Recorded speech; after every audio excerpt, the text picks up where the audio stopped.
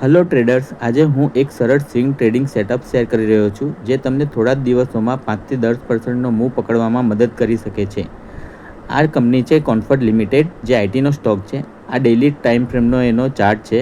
તેમાં ઝોન સાથે મેં અંદર ઇન્ડિકેટ કર્યું છે. સૌપ્રથમ તો હું હંમેશા ટ્રેડની દિશા ચેક કરું છું. જેમ તમે જોઈ શકો છો કે સ્ટોક અપ ટ્રેન્ડમાં છે, જેમાં હાયર હાઈ અને હાયર લો બની રહ્યા છે. મારી એન્ટ્રી આના બાઇંગ ઝોનની અંદર થશે. હમણાં ટ્રેડ બાઇંગ ઝોનની અંદર જ છે.